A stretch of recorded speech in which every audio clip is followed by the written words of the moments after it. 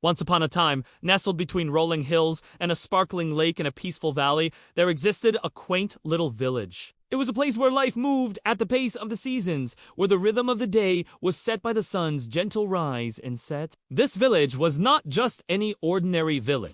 This was Starlight Village, a place where the night sky was so clear and bright that every child grew up believing they could touch the stars. Among the children of Starlight Village lived a boy named Arin. Unlike most of the other children who would chase fireflies or play hide-and-seek amongst the houses, Arin's heart was drawn to the night sky. Every evening, when the sky turned into a canvas of twinkling wonders, Arin would lie on his back on a grassy hill overlooking the village. His eyes would follow the winding path of the Milky Way, and his young mind would dream of one day reaching out and touching a star. Now, this wasn't just a passing fancy for Arin. It was a deep-seated longing, a yearning for something beyond the horizon, beyond the trees, beyond the clouds. He wanted to feel the coolness of a star in his hand, to understand their language, to know if they were as dreamy and enchanting up close as they appeared from afar. But as the years passed, and the seasons turned from summer's warmth to autumn's gold and winter's white, Arin grew older,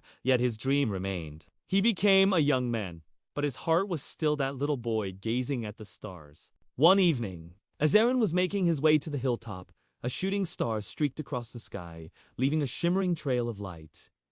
It wasn't just any shooting star. It was a bright, vibrant streak that seemed to burn through the darkness with an otherworldly glow. As Arin watched, mesmerized, the star seemed to falter, its light flickering as if it were in distress. Suddenly, it disappeared behind the tall trees at the edge of the village. Curiosity burning within him, Arin decided to investigate. He pushed aside the heavy branches and stepped into the forest. The air around him changed, becoming cooler and damper, as if the forest itself were holding its breath. The path beneath his feet was dim and unclear, but he pressed on, guided by the faint glow that flickered through the dense foliage. After what felt like hours, the trees began to thin, revealing a small clearing bathed in moonlight. And there, in the center of the clearing, nestled amongst the roots of an ancient oak, sat the star. It was no longer the streak of light across the sky, but something small,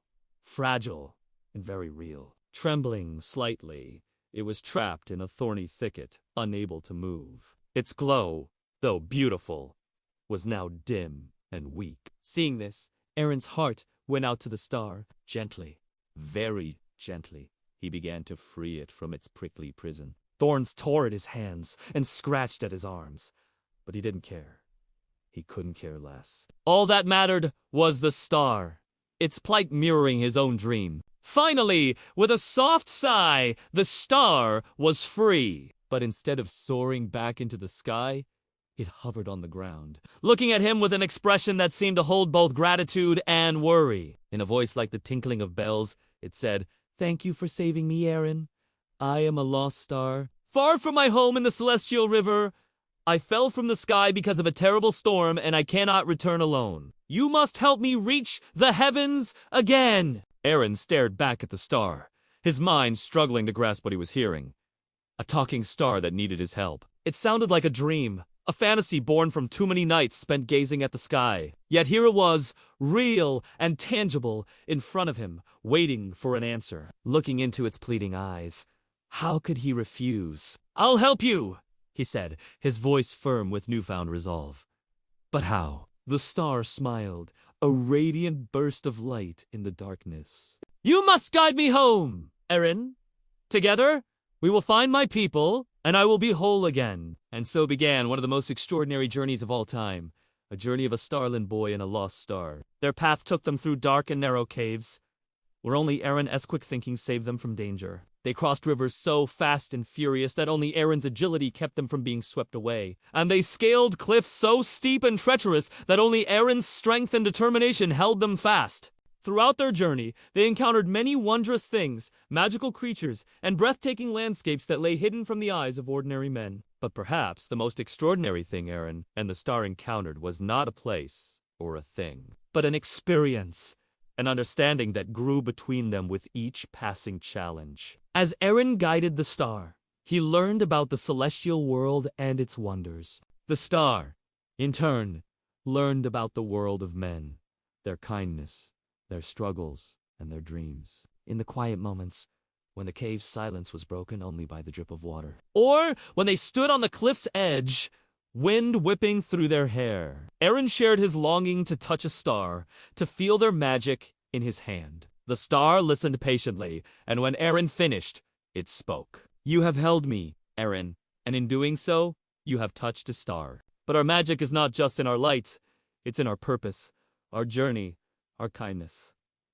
Arin looked at the star, confused. What do you mean? The star pointed to a small clearing ahead of them. Inside, a red fox was trapped in an old hunter's snare, its cries echoing through the trees. Without hesitation, Arin rushed to the fox's aid. Gently, he worked to free the animal from the snare, soothing its frightened whimpers with calming words. When he was done, the fox, shaken but unharmed, bounded away, its bushy tail disappearing between the trees. As they continued their journey, they came across a baby bird that had fallen from its nest high up in a tree. With careful steps, Arin climbed the tree and retrieved the bird, cradling it in his hands. He then placed it back in its nest, where a relieved mother bird chirped gratefully. Lastly, they encountered a deer with a twisted leg caught in a hunter's net. Working quickly, Arin managed to free the deer from the net. The grateful animal nuzzled his hand before bounding away into the forest. With each act of kindness,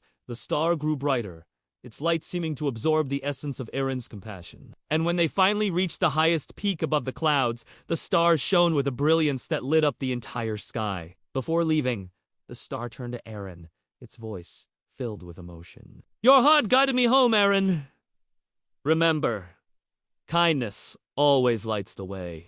With that, the star soared into the sky, rejoining its celestial family. As Arin stood there watching the star disappear into the infinite expanse of space, he realized that his journey was not just about guiding a star home. It was about discovering the magic that lay within him, the magic of empathy, compassion, and love. He returned to Starlight Village, his heart brimming with a newfound understanding. From that day on, Arin's nights were filled with stars that seemed to twinkle just for him. And the people of Starlight Village began to tell a story of a young man whose heart could reach the heavens. Whenever a shooting star streaked across the night sky, the children would gather on the hilltop, looking up with wonder and hope, knowing that somewhere in the vast universe, a star was reaching out to them, just as Arin had once reached out to a lost star long ago. And so the legend of Arin, the boy whose heart could touch the stars,